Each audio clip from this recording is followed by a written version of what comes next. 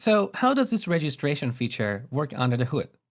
Well, this is part of a framework called ASP.NET Identity, which used to be called ASP.NET Membership.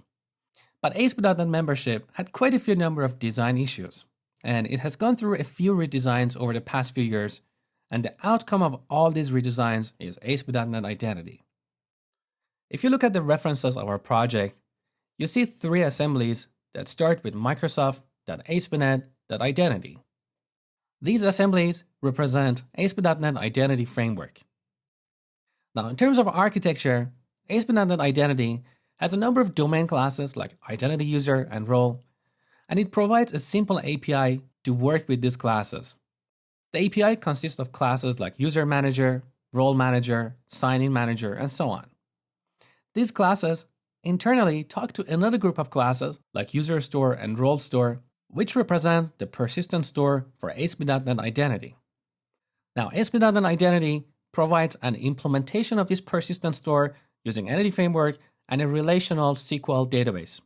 But you can also plug in your own implementation of a persistent store, like a NoSQL data store. Now, if you remember, the very first time we created a migration, we got all these tables in our migration, like ASP.NET roles, ASP.NET user roles, ASP.NET users, and so on. These tables are generated based on the domain model of ASP.NET Identity Framework. So if we go to our models folder and look at identity models, you see we have application user, which derives from identity user, and we also have application DB context, which derives from identity DB context. Both these classes, identity user and identity DB context, are part of ASP.NET Identity Framework. And that's why the first time we created a migration, we got these tables as part of our migration. Now let me show you something. In controllers folder, account controller.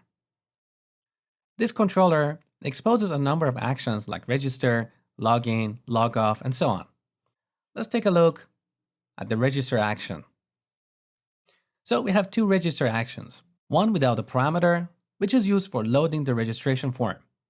So here we're simply returning the view. And as you might guess, in Solution Explorer, if we go to Views, Account, we've got a bunch of views that are used by our account controller. Now back here, here's the other register action, which is called when we post a form. Let's take a look at the logic here. So if model state is valid, we create a new application user and initialize its username and email properties. Next, we call the create async method of user manager. This is an asynchronous method. That's why we have this async keyword in the method name. And for that, we have to await it. Now, if this doesn't make sense to you, check out my C# advanced course on Udemy. So this user manager is part of the API that we use to work with users. It has methods for creating a user, getting a user, removing a user, and so on. Now, if the call to create async method is successful, we use another manager, sign-in manager, which is responsible for operations like sign in, sign out, and so on. So we call sign-in async. And because of this line here, when I registered, I was logged in automatically.